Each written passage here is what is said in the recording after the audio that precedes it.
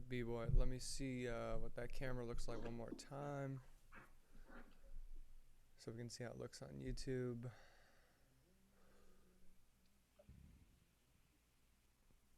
No, watching the delay. Actually, log in on YouTube. See how we look.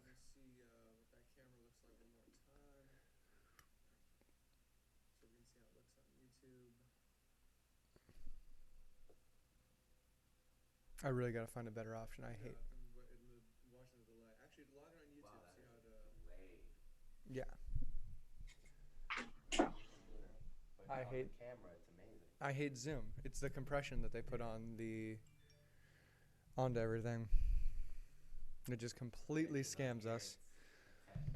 But we're live now, so there's nothing to do. What's up, everybody? Welcome to the Bus Driver Experience. If you're watching us on YouTube, welcome on the bus. And welcome to our guest today. We got Arinze Onuaku, a teammate of mine at Syracuse University. This guy has played anywhere and everywhere in his professional career around the world. I even saw you were in Bahrain, dude, recently. And then I know you were working and establishing and building a clothing line, which I know has got to be crazy and difficult during all these COVID-19 times. No one's sure how their business is going to go. I think 100,000 businesses are shutting down right now. It's nuts, but man, it's good to have you on the show. How you doing? I'm good, man. Thanks for having me. No problem, dude. When I was getting ready for this show, man, like I mentioned before, I was looking at everywhere you played. I think you have one of the deepest list of places that someone has played professional basketball in. You've been everywhere. Yeah, I mean, basketball has taken me a lot of places I didn't know existed, places I've never heard of, all the above. But I mean, it's been a good ride, good journey so far. I think it's been like a 9-year career now. So just taking it one day at a time, and I'm still going. Are you're still set to play, or you're still looking to play with your Yeah, agent? yeah, I still play. I was actually about to leave right before this COVID hit to go somewhere. So, I mean, nobody knows what's going to happen after this. Like everybody's waiting to see kind of how basketball and sports in general is going to be after this pandemic. But I'm still on standby, still working out, still staying in shape, and still waiting to see what they say after everything clears back up. Where were you looking to go? I was about to leave to go to Puerto Rico actually right before this hit. Not a bad place to go. You've played there before? I haven't played there before, but nothing. I heard nothing but good things, so I was Yeah. excited. So, uh, Sweet, sweet. And you were in Bahrain. How'd you like that? Bahrain's really nice. It's like an hour flight from Dubai. Everybody knows Dubai, Hmm. so I didn't really know what Bahrain was before I went there. But it's it's not as strict as Dubai. People from like Saudi Arabia and stuff, they come to Dubai actually on the weekends to do whatever they want to do because it's not as strict. But as far as living, man, the food is amazing. The people are nice. Basketball is big time there. The fans are really into it. So, I mean, it was a dope experience, and we was able to win a championship as well while I was there. So, um, all in all, great experience. I knew you were on a ship there, man. Congrats. I visited there when I lived in Kuwait. I was only there for 24, 48 hours, but small little island country. I mean, you said you think Dubai's a little stricter, man. I felt like there, everybody was calling it, the Thailand of the Middle East. Like you can do even crazier shit than you can do in Dubai, in Bahrain. So it's interesting that you guys have said that because I mean, just what I saw in that little time there was just nuts. This. The crazy thing is, I was living right by like I don't know if you heard of American Alley is there. So American Alley is like the street where it has like all the American restaurants. So because it's a military base right by American Alley. So I mean, you see so many different walks of life there. It's just interesting that all that is right there and like in that country. Mm-hmm. Yeah, I remember our paths almost crossed when you went to play in Israel, and you played for Maccabi Tel Aviv, or did you play for anyone else? Just Maccabi. Just yeah. And how'd you like Israel? That's one of probably my top two best places ever to play. I mean, the Yeah. toughest thing with playing overseas is when you don't know where you're going, you got to kind of find out on the fly how it's going to be. And when you can go somewhere like Israel where it's Americanized, food is great, people speak English, the weather is great. I mean, it's just like being at home. So that was probably top two, top three best place I've been so far.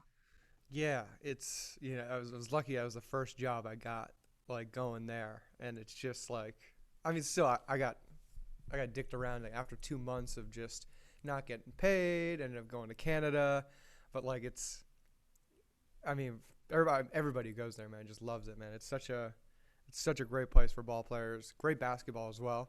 Mm. Um, oh man, yeah. I think I visited once since then. Just dying to get back, man. People don't realize how cool that country is. Yeah, you would never think that. I mean, when you think of Israel, you think like the desert, like like camels but it's nothing like that. It's nothing like that, especially in the city of Tel Aviv, man. Tel Aviv is an amazing city.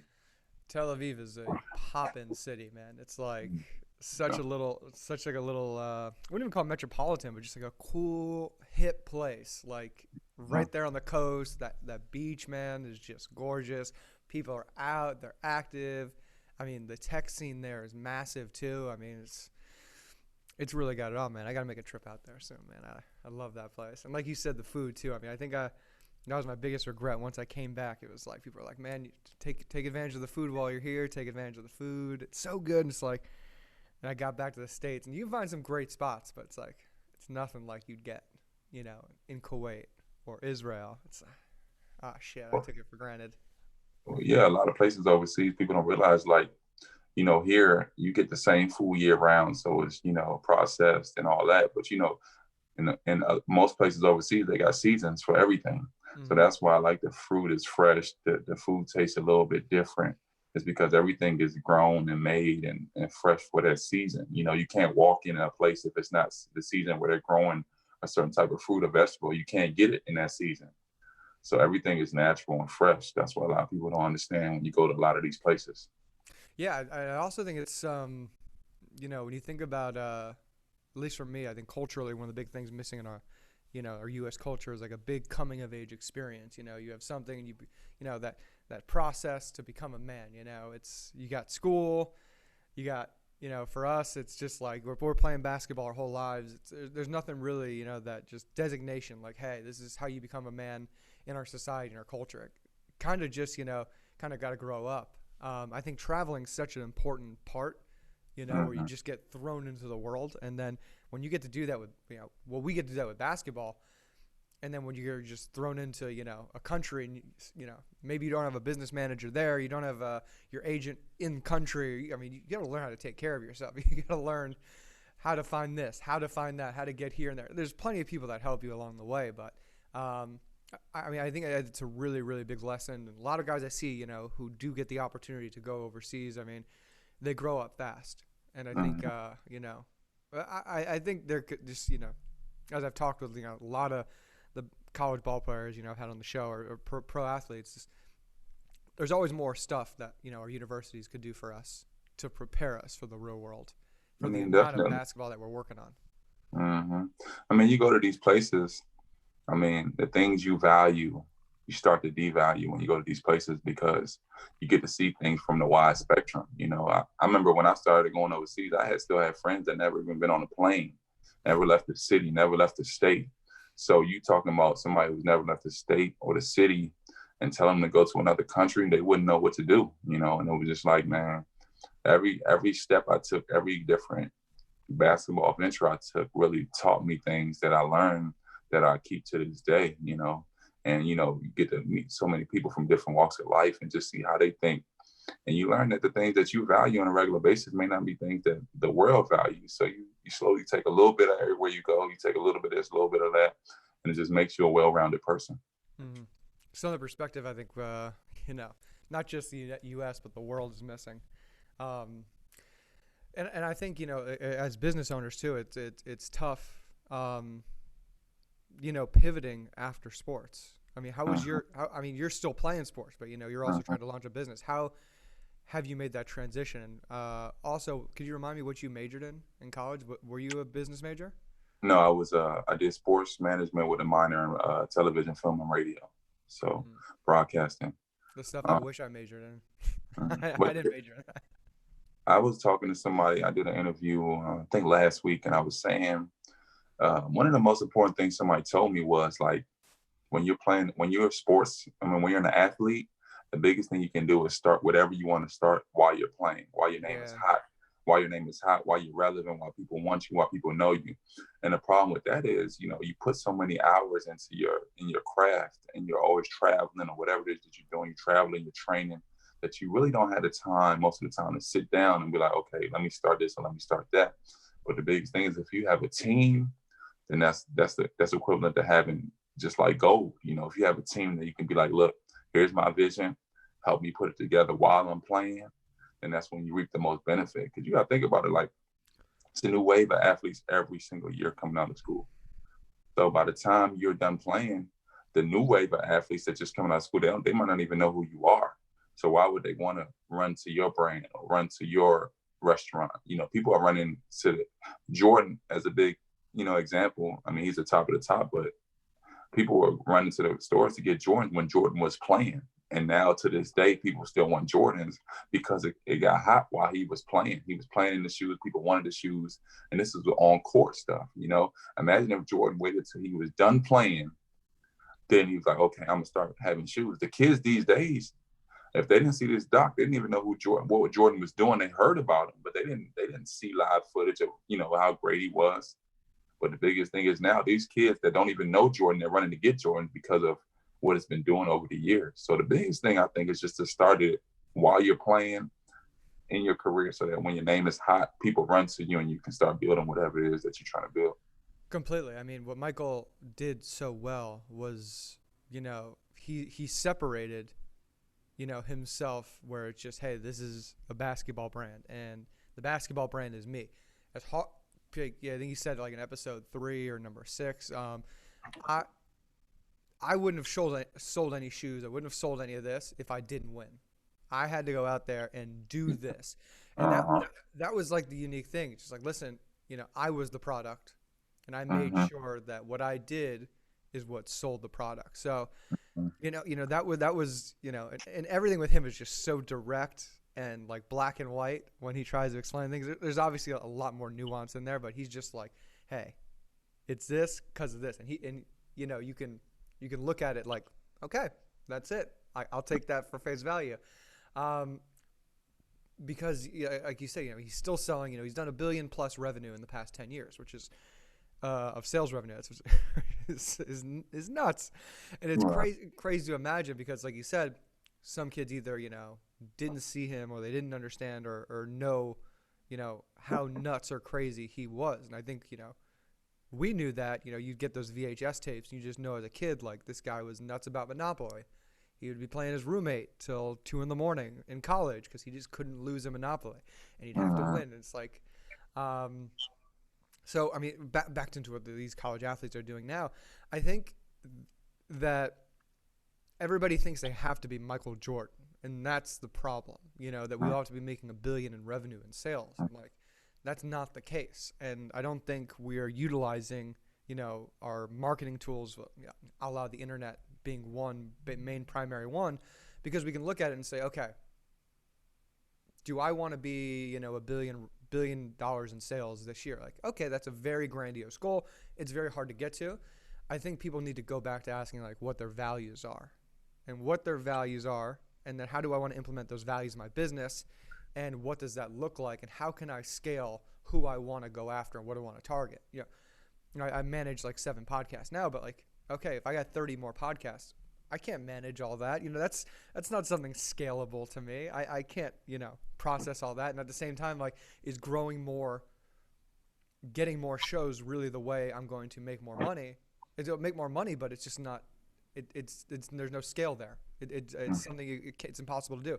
So how can I do something, and by doing my podcast every day and working on other shows, that's going to work towards the greater good of, you know, not just, you know, the money I want to make and my business in general. So and that's a process to figure out, you know. I mean, I don't think some guys in terms of like basketball don't figure that out. Hey, this is the kind of player I am. Just like, hey, by the time you get to, you know, let's say the NBA, you had a 4-inch growth spurt after your senior year, and now you're told like, hey, we don't need you to handle the ball anymore. We need you running around, block to block, or we need you just running up and down the sideline, wing to wing. It's like, okay, well, I got to change and I got to pivot now, but this is who I am now, and I got to run with this going forward. So, I think that's the thing that, like you said, the athlete's got to figure out. But as long as you're doing something and it's towards what you believe in, that's the basis and start. Sorry, I went all off on that. No, you're right. But like I said, it's just you got to have that balance. I mean, a lot of guys, it's hard, especially when, let's take somebody in my position, an undrafted guy trying to make the NBA. A lot of guys, if you're a top 15, 20 pick, you're guaranteed, your money's guaranteed. You can sleep free at night because that check is coming for at least the next 3 years, whatever, if you sign a 2-3 year deal. To take it from a guy like me who was undrafted. So every game was a proven point. Every game I played in the D League, I was trying to make it. I was trying to prove myself. So like the stress level, the focus is a little different than a guy who was already locked in a contract, Mm-hmm. So it's so many different aspects of athletes. There's so many different levels that people don't understand. Like, it's tough. What we do is very, very tough.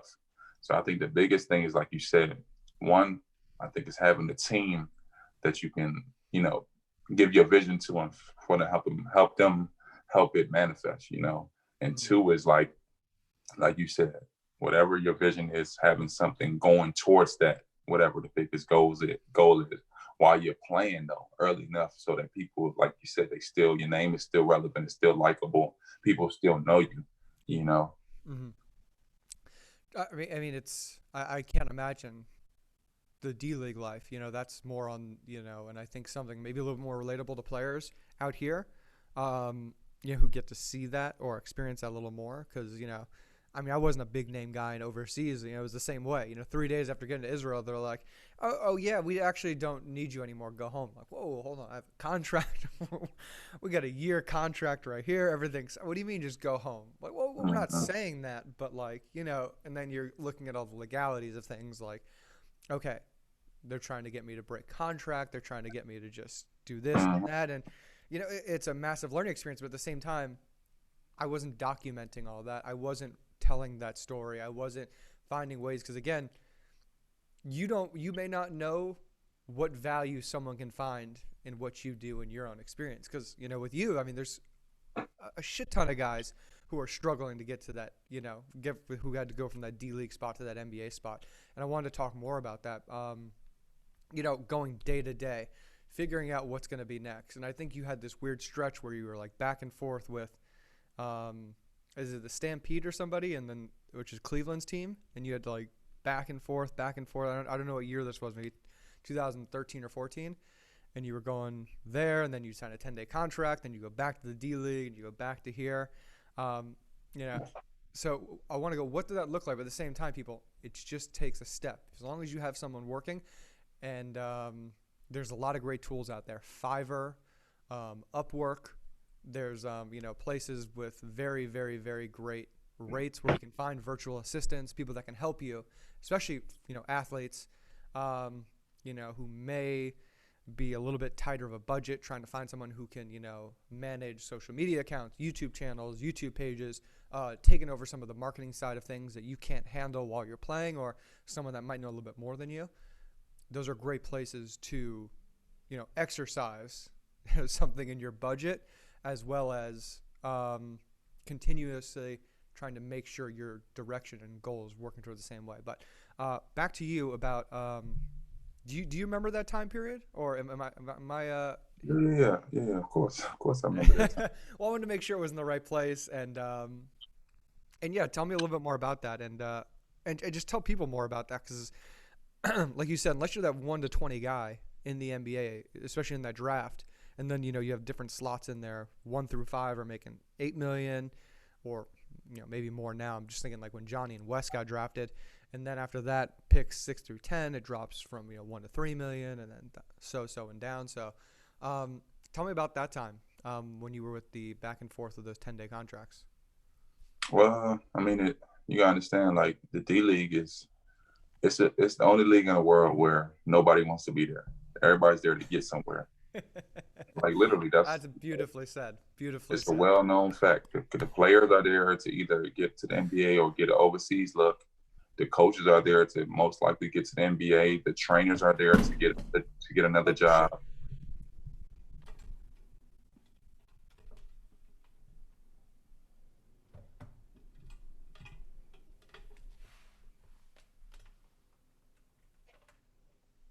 Go ahead. Sorry, lost you. You got me?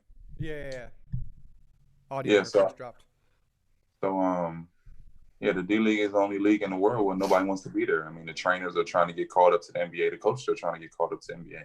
The players are either looking at the NBA or they're looking for an overseas deal, and everybody's there to either get film or to show they're good enough.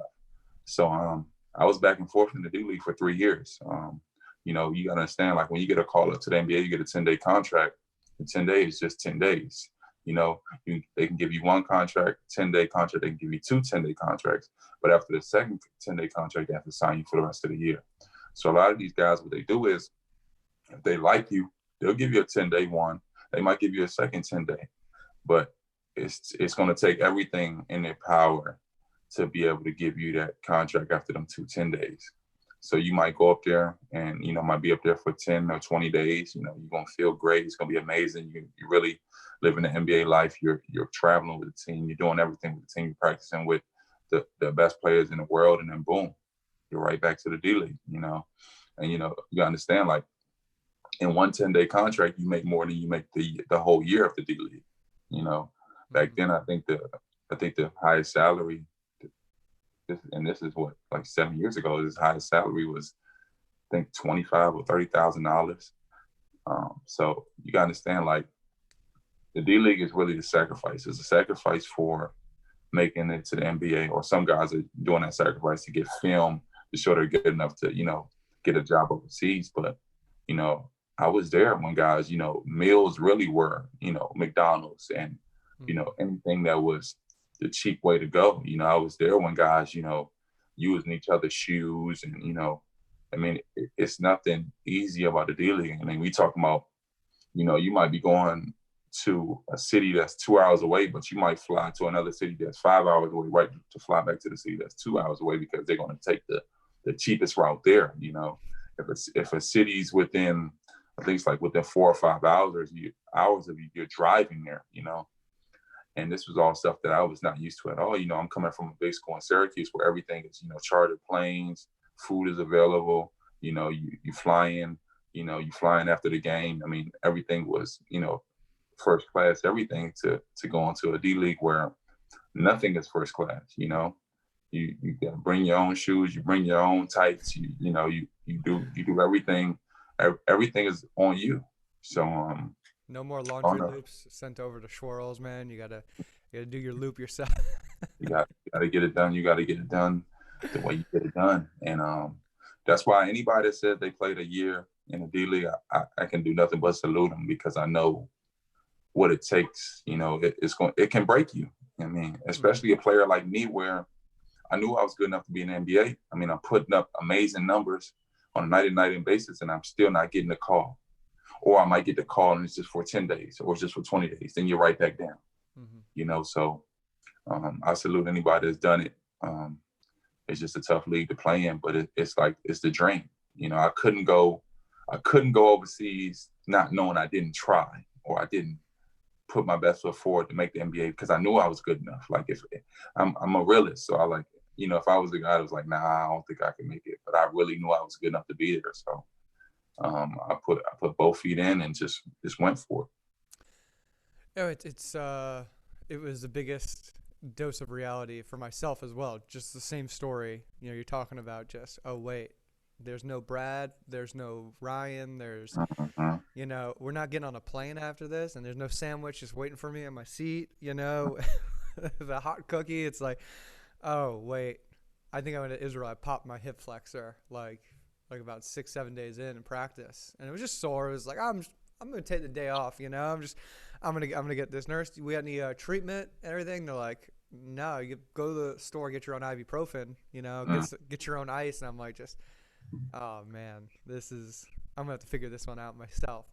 And then again, how long are you going to take to nurse your injury where they're just not going to ship you off and find Right. someone else to fill you in? And, it's really a tough balance to say, how much am I going to push myself to continue to go? So, do you think, because I remember you as a player, I mean, it was probably towards the last, wouldn't even call it a golden era, but still where the big man was utilized in the center position, we'll say, in at least in college basketball, a lot more than pro basketball. Pro basketball, it's so stretched out, the style of play, and just like having a big man in the middle is not really existent. Did you ever try and change your game to be a little bit more, popping out and shooting? Or, cause at least at Syracuse, I remember you were very back to the basket. That's where we found you. That's where we got, utilized you in that offense. It's Coach Boeheim's offense.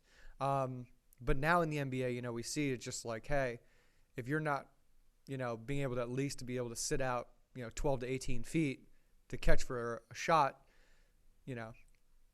too bad. We don't need you putting your back to the basket and planting in the middle.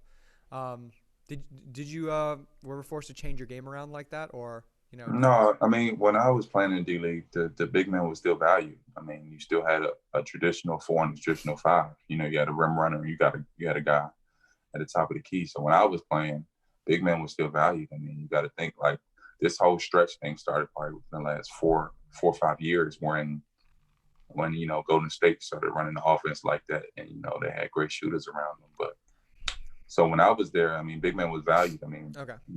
When I got caught up to these teams like a Minnesota, when I was in Cleveland, it was Anderson, Varejao, and these type of guys, these type of centers, Tristan Thompson. So they were valued. I mean, Tristan Thompson's making $85 million. Varejao's making he got a stupid contract. yeah.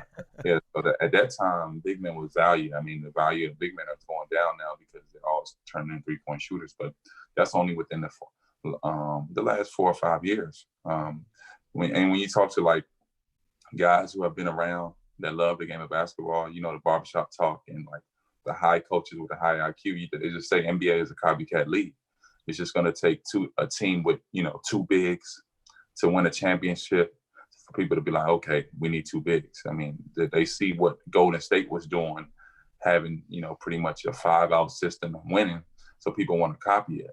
But you got to understand, you got to have the player personnel to be able to do that. That's why they were successful doing that, because they had the players, the great shooters to be able to do that. So, I mean, we're living in a new style of basketball right now, but, just like basketball, just like fashion, just like all the above. I mean, things go away, things come back. But I mean, it would be a day again where the money is made in the paint. When you go back to where you got guys like Shaq and those type of guys that are dominating the paint. So. Yeah, I mean, it's you got to weigh those cost benefits. I mean, because I still think a guy running rim to rim, who you can dump it down to, it's just finding a way to make sure he is athletic enough to chase one of those shorter guards on the perimeter if they're brought out to that. Would you have like Draymond and Shaq going back and forth saying, oh, Shaq would be able to guard us on a pick and roll. Shaq wouldn't be able to defend, Draymond and Steph in the pick and roll set. And it's, that is an interesting thing, but it's still Shaq. I don't think he would have had a problem at all. Yeah, he might have a little problem defending him, but you gotta understand they got to go to the other end and defend him too. So how would they be able to do anything with him? So with no illegal defense. Yeah, right. That's like unheard of. So I mean, like you said, I mean, basketball is going to have its waves of different styles of play, but I think definitely it'll go back to big men being valued. Yeah, I mean that's what I think. NBA commissioners and the David Stearns to Adam Silvers now, what they've done is and it's unique. I wouldn't say it's unique, but they've been able to manipulate the rules towards something that's been geared towards more offense. No question. But I mean, it's just, hey, what's more entertaining? We look at like the psychology. Maybe your average fan is not picking up on that or noticing that right away, but they're like, hey, let's make this a little bit more exciting. How can we make it more exciting? Well, let's tweak this rule around and let's add this rule in right here, and you see more points. You see more, people just out of their seats more. They're more in tune to the game. They're more stimulated. So, psychologically, it's just fascinating how they can, manipulate that facet right there. Yeah, we see the loss of the big man, but or the exercising of the big man in the offense or defense or the game itself. But yeah, I mean, they're trying to make more faster big men, or at least more athletic ones. But in terms of playing overseas, I mean, I imagine there's still a lot more half-court set offenses where, you can be utilized. No question. NBA is the only place that plays like that. I mean, overseas is not like that. It's no defense in 3 seconds. You still got bigs, traditional bigs running to the rim. You still got coming down, you're running a full set. So it isn't like that because, like I said, like you got to have the personnel to be able to do that, Yeah. And a lot of the guys, the bigs overseas, that's not in the NBA. They wasn't brought up shooting threes and, just running down the court, shooting long bombs. So, yeah, overseas is definitely different. I mean, depending on where you go, different countries, they play different styles. I mean, but for the most part, the NBA is the only place you go and you're seeing scores 130, 120, 130 a game. You're not going to see that overseas. All right, this is a personal question because I'm a guard. You've played a big. How annoyed do you get? At least I remember at Cuse where you just see a guard just throw his fist up, and you probably have to go up and down and set a screen like 5 or 6 times within like a 30-second shot clock set. Or I think it was still 35 when we were playing. How annoying is that? It's tough. It's tough. It's tough. I mean, the good thing about me was I got the ball because I was able to score. But you see it a lot these days. I mean, bigs that are not quote unquote scorers. I mean, they might set 4 or 5 picks in one session. Like, you got to be in shape to do that as well. But I know it's annoying. Yeah, you guys. I know it's annoying to a lot of bigs, especially when, the guards dominate the game. So if they say come set a screen, you got to come set it. How many times they might not like it? They might reject the screen. You might run back down. They might say come set it again. So I know it can be frustrating at times, definitely for bigs. I don't think you were there at the same time with Dion. That overlapped as well, but he was just, so demanding of a screen at all times. Just he got the ball at the top. The offense kind of stopped, and it was just, I don't think he would even look towards the bottom. He would just throw his fist up. Oh, man. He is a character still, man. I love that guy. But yeah, I had to ask that question because it just seems like it's something I would never understand as a guy who had to come up and down. But, as someone who called for a screen, yes. All right. I knew you'd be annoyed. I knew it had to be a pain in the ass going up and down like that. Yeah, for sure. So we were talking about before, evolution of the game, and you're talking about going back to Puerto Rico next year, but kind of talk about your transition away from basketball. I know you're working, developing a fashion line, your own website. What kind of challenges and struggles have you faced? We were kind of talking about, hey, what's it like having a team, trying to at least be a young guy and, having someone help you run your brand, run your company, or, even build one, just get the ball rolling itself. How's that transition for you been going, and how have you done it? It's been good, but it's been tough. Like you said, even these companies you said that help people, I didn't even know about these companies that you just brought up, the 2 names. I didn't even know about that. I think the biggest thing, like with anything, you got to be able to market. People got to know what you have going on. And one of the things I think I regretted was Instagram started when I was in school, when we were in college, and I didn't have an Instagram at first because I wasn't. I didn't have it till after I graduated myself, man. Right. So I didn't have. I would have had probably 20,000, people following me at the time, but I didn't get my Instagram till late. So I only had maybe 4,000 or 5,000 followers. So like to this day, my clothing line will be a year in June. They'll make it a year in June that I had it. And till this day, I still have people that are close to me, and they'd be like, you make clothes? Like, I'm like, still to this day, they don't know. And these people these are people that are close to me. So I think, like you said, the biggest thing is marketing. I mean, when people see the clothing, they love it. They buy it right away. But I think the biggest thing is just getting it out there for people to know what you have going on. But I started it last year, right before the TPT tournament, because we were going to play in Syracuse. Mm-hmm. So I was thinking like, okay, I haven't been back to school in almost 10 years.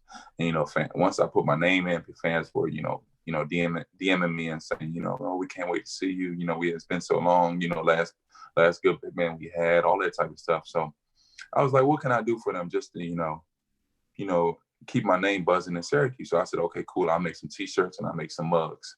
So, I went and got a logo, put a logo together, put on a couple shirts, orange and blue shirts, of course, Syracuse style, made some mugs. And we had a signing at the baseball stadium. And I probably came with maybe 40, 50 shirts, and it was gone like that. Boom. So I was like, oh, I might have some here. So, after the tournament is over, I'm getting messages from people like, man, do you have anything for me? But I didn't go to Syracuse, So I was like, So now the everyday person wants something. So I slowly started, learning how to, just cook up things, and all my stuff is, stuff I live by, a lot of positive affirmations, some things for basketball players as well. Like this hoodie I got on right now, it's the walking bucket hoodie. It's like one of my best sellers. I mean, a lot of basketball players like that. Mm-hmm. So I have things for the everyday person, things to, make you feel good, have you confident, as well as things that look good, and the biggest thing with me, like growing up, I always like clothes, but, I'm a big guy. So I walk in a place and can't find my size, or all the nice things I want are in the smaller sizes. So now it's better for me to be able to make things where I can fit and things that I like and people like it as well. So it's been going good so far. I just got to continue to push it, continue to market it. And, I feel like once people see it, they purchase it right away. Yeah, I'll definitely send you all that information. The Fivers, the Upwork. They're fantastic tools. Like when you, especially Fiverr. I think I wanted to design a new logo, like a cartoon version of me for, my brand and everything, and found someone, typed up, 5,000 word description of what I want. They'll get it back to you in 3 days, for a great price. I mean, you're connected to a lot of freelancers around the world. I don't remember exactly where this person was from, but I've worked with people in, India, Philippines, Nigeria. So it's been great. I mean, I work with people here in the States. My production coordinator Rihanna, who you've talked to, shout out to her. She always makes this show happen. Just found ways to connect with people and then bring them on. Give people jobs and make sure that the message is going in the same way. So yeah, I think you obviously have something with your stuff. I think it's just finding what your message is and what your brand is and how you can portray that across, the different clothes or products you want to sell. And going into social media, man, yeah, it's so tough. But it's not just tough for athletes. I think anybody who becomes known for something, they're known for being either the greatest or the worst at what they got known for. Exactly. So pivoting away and then pivoting your social media away is probably harder. You can change as a person, but I think, for example, if I post a Syracuse basketball photo, it's just and we're talking about the metrics, the amount of, impressions and likes is just disgusting compared to, podcasting. I still get traction on, and, I have, by doing it enough over these past 2 or 3 years, the recognition for someone to say, hey, oh, this is a podcast guy. This is a podcast guy, but again, it takes, and I always hate this. There's one creator, Alex Chacon, who I've met, he's just like, hey man, it's going to take you 3 years. It's going to take you 3 years of, pushing and pushing and pushing to develop. And I know his own struggles because after he was, this one style of content creator one way, and he tried to pivot away, you lose 20,000, 30,000 followers, because, they don't want to follow you anymore. They don't like the things that you're not posting anymore. So, I'd imagine your own page, and I've taken a look at it. I'm sure your Syracuse photos are just boom, boom, boom, boom, boom, boom, boom, flashy. People are like, oh my God, yeah, this is Ao. I know Ao. This is Arinze. You post something about your shirt, just like what's this? Mm, How are these two things related? So, ball players, athletes, you're not alone in all this, but you got to find a way to bridge that connection. You got to find a way and not be afraid to use it. I don't know about you, but I was definitely afraid to, I don't want to leverage that basketball part of me. I'm trying to get past that and not use that, but I think athletes got to embrace it and find a yeah. way to marriage, your past and your future to keep you present and to, make sure your vision's doing, it's moving towards that way because you can't get away from your past. No question. I agree with you 100%. Do you how do you plan on using all that? What is the goals with the clothing line? I mean, like I said, I mean, it's called Studio L, so it's just my studio. It's like welcome to my life, welcome to my vision, and like I said, I got things that I live by, I stand by, like one of my shirts said, you don't have to see my vision, it's between me and my God. One of my shirts says the power of the tongue, speak great things into existence. It's just things I live by on a daily basis. It's just like now I take it into a creative space and make a shirt or a hoodie or something like that's appealing to the eye with a great message. So when people wear it, they just feel confident. I mean, walking bucket. I mean, for the basketball players, everybody knows what that means. I mean, you're a bucket as soon as you get on the floor. Mm. So I came up with the definition. And people love it. So it's just the fact that things I live by, things I feel, anything I put out is something I stand by, something I would wear, something I would want people to know to be associated with me. So like I said, just continue to create, continue to give people new content, great things to live by, and get great things to wear. What are you doing on the content side these days, for whether it's for your site or for the page? What are you doing to bring people in? Uh, as far as what, like new stuff, or what do you mean? Yeah, new stuff. Are you creating videos for the brand, photos, blog posts, YouTube videos? What are you doing No, to? I haven't gotten into the YouTube side. I just basically just been creating new content. Like I create new content and I keep dropping new things. Like maybe every 2 weeks I might drop something because like last week I dropped my walking bucket, but for the youth side. So like, the thing is with the clothing, I mean, there's so many different. You got kids, you got toddlers, you got babies, then you got adults, then you got so many different people. So you got women, you got men. So like, I might have like I had the walking bucket hoodie for men that you start getting people, oh, well, I have a son, he wants one, or I have a child, a Mm. brand new, I want to put that on him. So just slowly expanding and slowly expanding. I dropped, like I said, I dropped a youth hoodie thing last week. I got some baby gear now. So just slowly, giving people more variety, more things to pick from, more things to look at, more things to choose. Because as the clothing line grows, people start. I mean, I listen to the people. I listen to what they say. Like, oh, do you have anything for this age, or do you have anything for women, or So as I slowly start hearing those things, if I have enough comments of that area, I slowly start working towards that, just to give them more options. Are you doing print to order, or you just already have the Yeah. shirts No, print to I order? print to order. Good, Print to, good. yeah. Yeah, I can imagine if you have that many that wide of a demographic of clients. Mm-hmm.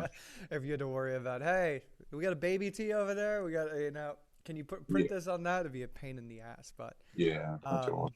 no, that's good. You got that side, covered and taken care of. Yeah, man. I think you have some unique things, especially if you started like writing or making a video, explaining the shirt like you're doing, adding Mm-hmm. some motion graphic animation to it, cuts into you hooping. I think that'd be pretty dope.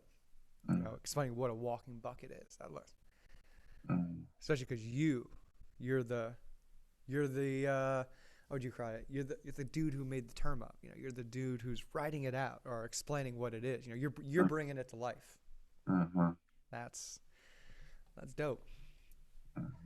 What is are you for this really cool NBA potential playoff opening that they're looking to do, just like a month of playoffs in Orlando where it's just, hey, we got a month, we got to get this out, 6-7 game series, East, West. Let's go. Yeah, I'm I'm excited. definitely I'm definitely for it. I mean, the morale of the country is up when you have sports on. I mean, you got to think about it. Everywhere you go, from bars to restaurants, it's sports on. It's always sports. So, you have a time right now where it's nothing to watch. I mean, people are home with nothing to watch. So I think even if they can play, without the fans, that the morale of the country will rise. I mean, everybody knows, you play sports. The crowd is huge in sporting events. I mean, the crowd can literally win the game for you. We played in a dome with 30 some thousand people that they won the game for us many nights. So you won't be able to have that type of advantage. But I think the fact if they can still get out there and play, just the morale of the country, seeing their favorite players, the kids, the parents seeing their favorite players playing on night in, night out basis will it'll be great for the country. I totally agree, man. And then it just be so. I mean, these guys got to be rested too. I think that's like such a big factor too, that we're getting fresh leg playoffs of guys who had, about what, almost 2 months now of just taking it easy, resting. I think there might be some rust on it, but man, it should be high intensity playoff basketball. So, No question. Yeah. I mean, I'd be super pumped for that. I think playoff hockey is one of the most unique playoff sports. I mean, I hope they bring that back as well. But yeah, man, if we can get some kind of hoops going and whatnot. But I also hope that they keep these guys safety like a prime factor to think about, because I think some sports, players are completely looked at as commodities still and not necessarily as people. And I think even on the college level, these guys don't have bad days, they don't have bad games, So I hope they don't rush these people back to it, They don't push them, If some dude gets sick and dies, I mean, that would just be Yeah. that'd be the worst thing ever. That'd be like Yeah. sacrificing it for the fans, I mean, Right. he'd probably go down in, legend forever, but I don't know if I want to be dying for the dude in Arkansas, who just really wants to watch some TV at a bar. That'd be tragic. Right. You're from a unique part of Maryland, where it's like in Florida, where Florida is heavy football. Like we, just breed out these amazing football athletes and football stars. I know where you're from. There's something about the basketball. You guys have had like 50 plus, NBA guys just like in the past 10 years. From, I mean, what part of Maryland is it? It's called PG County. Peachy County. So they actually just did a film on Showtime last Friday. It was called In the Water. Did it come So out? it came out last Friday on Showtime. I saw a trailer for it. I'm excited to watch that one. It looks amazing. Yeah, so I mean, it's called In the Water. So basically, they're saying like it's something in the water in this area, because we breed so many basketball players, and yeah. So it's PG County. It's just an area where, man, it's just like it just seems like we breed some of the best athletes in the world. You're talking about Kevin Durant, you're talking about Michael Beasley, you're talking about Jeff Green, you're talking about Nolan Smith. I mean, the list goes on and on and on. Like you said, since 2000, I think it's been 30 NBA players since 2000. We got a lot of McDonald's All-Americans. That's why they say it's in the water. So I come from that background, come from that cloth where, I mean, you walk into any gym out here, you're gonna see a few pros, you're gonna see a few guys that was in the NBA current or past. So I mean, you constantly got guys you can look up to, constantly got guys where you can get some gems from, you can sit down and talk to them. I mean, these guys, they love the kids coming up. So I mean, these kids can go up to them and be like, look, what I need to work on, how do I get here? Or, they can reach out to college coaches like, look, this guy's really good, you need to check him out. So, I mean, it's like they said, it's just something in the water in this county, man, that I come from. But I mean, the doc just dropped last Friday on Showtime. You guys can go watch it. But yeah, this is the area. Why do you think it's so strong, the basketball culture there? Nobody really knows. I mean, it's not one thing that you can put it upon. I mean, it's just, I mean, the competition is there for sure. I mean, that's for one. I mean, you can walk in, like I said, any gym, and there's no telling who's going to be in there. So that's going to make you better. That's going to make you stronger. That's going to make you tougher. I mean, we got trainers here that's like on the next level as far as, they got these kids doing these moves and these drills at such an early age that it's like walking and chewing gum by the time we get to high school, So, we just constantly, push our kids to be better. We got a lot of knowledge of the game because there's so many people that's been in the NBA, been around the NBA. So we just, we a step above a lot of places. Interesting. Yeah. I mean, it's especially because you say like it's like starting around the year 2000.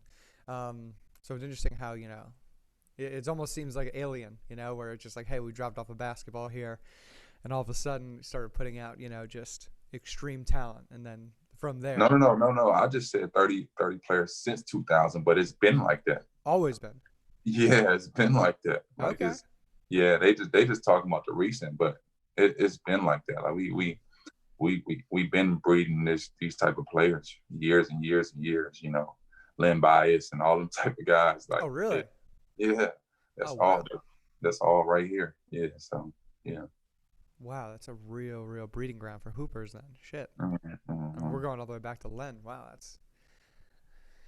Is this a one-part series or is it just it's like a multiple part series? It was a one-part series, but it's so crazy because it could have been like The Last Dance. It could be a 10-part doc of like what's going on here because it's like it's so much to cover. I mean, when you give it to like a Showtime, they gonna do what they want with it, but it's so much content that you can definitely do a docu-series for sure. No, I mean there's so much stuff to always cover and portray. I mean, I even think like The Last Dance, they were cutting that just like a week or two before because they wanted to cram it out, and they just told the director, excuse me, like, hey, we're gonna put this out in April now. Well, I know you said June, but we're gonna rush it up ahead. So every week they had to make sure they had to finish edits before that stuff was ready to be put out on TV. So I mean, kudos to them for getting that done. But like you mentioned, how much stuff always gets in there, who's telling the story, and what side of the story are we going to tell it from. Yeah. I mean, I know some people were saying they're pissed that that ended up being more of a Michael Jordan documentary with The Last Dance rather than about the team. This didn't happen this way, like Mike said. And it's tough now because the way Mike told all those stories, or like, would create something in order to motivate him, which is like incredible. As someone who I'm one of the most optimistic, positive people, and I just want to get the most out of life, every little single thing I do. But he was just like, you could just look at it and just like, this guy pissed him off, or no one even said anything. I'm going to create something to do that. Right. And the flu game was the most interesting thing because now that story is like a little sketch. Like, oh, wait, some dude came to 5 dudes showed up at your door, and 5 dudes showed up with a pizza. You guys used Michael Jordan's name to order this pizza. How did these guys know it was Michael Jordan's room? So, Mike might have been out till 2 a.m. I mean, it's Salt Lake City. We've been there. It sucks. No shot to Salt Lake City, but there's not much to do socially, I would say.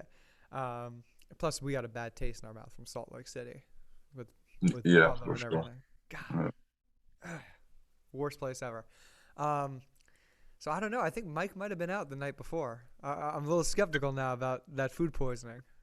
Yeah, you never know. But I was telling my brother this the other day, like the marketing they did with Mike is amazing. Like the shoes he was wearing in that game is called the flu games. Like they still, when the Jordans come out, they like these are the flu games. Like black and red 12s, yeah. Yeah, like everybody knows them because of the flu game. If that didn't happen, but like you said, this the marketing while he was playing. The kids to this day, they're still calling. They never saw the game till this docuseries probably. They didn't even know what it was, but they knew they can look at the shoes and be like, "Oh, you got the flu game Jordans on." Like they know, just the marketing behind it is just amazing. Yeah, I think the like watching back and looking at a lot of those stat lines that you would see. Now I've got to go back and watch some of these games in full because, I mean, watching Mike growing up, like that was my guy. That was the guy I watched. This the guy I idolized, emulated who I wanted to be.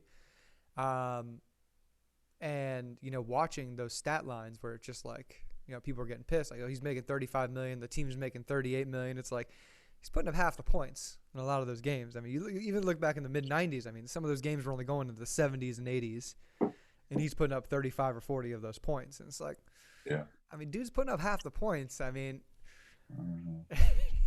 yeah, it's not. It's a little justified for getting half the money. I mean, he's doing all that. I mean, but again, back to what we were talking about before. It's crazy to see that how much the NBA offensively has evolved, especially with all those, the hand check, for example, and the touch fouls that are called today. How has that changed? Has that changed much as in terms of post defense and the amount of calls called in the post, or it's just there's just not that much activity going on down there? Well, in the NBA, no, they don't post up in the NBA at all. I mean, overseas, yes, they do, but like in the NBA, you barely get post ups. And we all know how no one gets calls if you're an American overseas. It's just you're expected to take hits. You're expected to get punched in the mouth, get bloody, fall on the floor before you get a call. I mean, even me. I mean, I look like I could be a nationalized citizen in a lot of the places I played, but there's like, nah, we know where you're from. You're gonna have to work a little harder to get a foul call. The worst. But yeah, and then we talked about Butler right there, dude. That was probably the worst because that was, I think, accused. It was one of our great ops just to take a title, and I mean, I remember being in the tournament, Big East tournament. We're number 1 seed. We get tough Georgetown going in, and you fall, and I'm just like, oh, hopefully, you just tweaked an ankle and you tore your quad, man. That had to be. It was so brutal. It wasn't just like a regular injury. It was a torn muscle. That's so tough, man. So tough to digest that, man. What was that like for you? What was that whole experience like? I mean, is it tough in terms of like, not letting people down, but it's like, because it's completely out of your control. It's something there's nothing you could do. Well, yeah, I mean, just tough in general. I mean, you got to think about that year. My knee was hurting all year. I mean, you couldn't probably tell by how I played, but, had to take medicine and play, constantly seeing Brad to get treatment on a daily basis. So when that happened, I kind of knew what it was. I didn't think it was going to happen, but I knew what it was when it happened. But, it was my senior year. Like you said, we're number 1 in the country. I'm looking forward to getting drafted, all the above. I couldn't sit out. I couldn't, so pretty much playing at a high risk level, which I knew because my knee had been hurting all year. So to this day, I mean, I just went up to Syracuse and, coach tell me to this day, man, if you didn't get hurt, I have another championship. So it's just tough the way things happen. But I don't know. I mean, we made it through. But like I said, I really feel like if I didn't get hurt, we would definitely had a national championship that year. Man, Butler might have never been who they were if we would have squashed them right there too. I mean, that was Butler's first run that year, and it's just I remember that game so well. We just didn't play well, in terms of like, just those little small things were happening. Andy would drop the ball or turn it over, like a pass would go between someone's legs, like from out of bounds, like just weird shit that just everything rolled properly for them. But I mean, I didn't know. I mean, everything was going that wrong.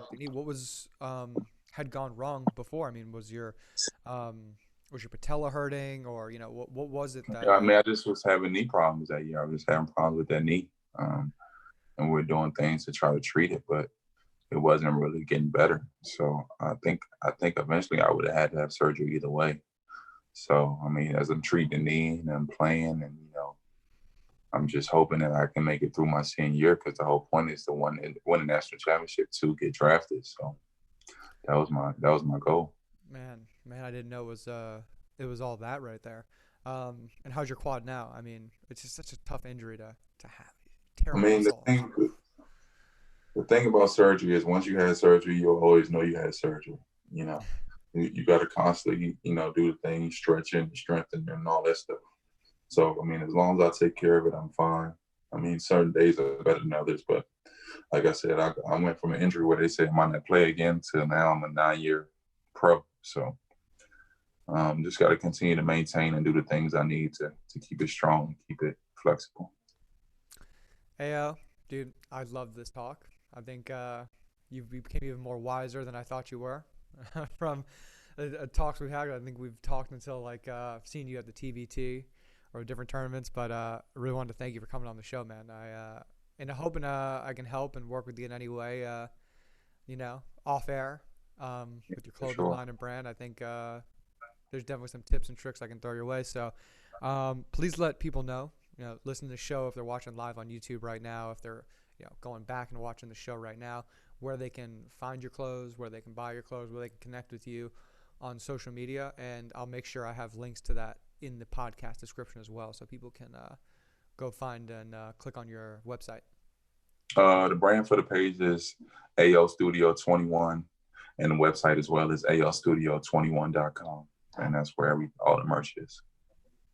Okay, sweet. Yeah, man. Thank you so much for joining on the show, and thank you everybody for tuning in. Go check out AO stuff. He's also on social media on Instagram.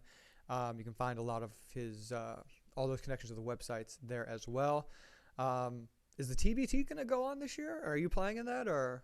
They're promoting it like it's gonna happen. We still don't. I mean, nobody knows, but I mean, they got the go ahead right now, so they're getting the teams together now. So they're saying they're gonna have it. Are you in line to play?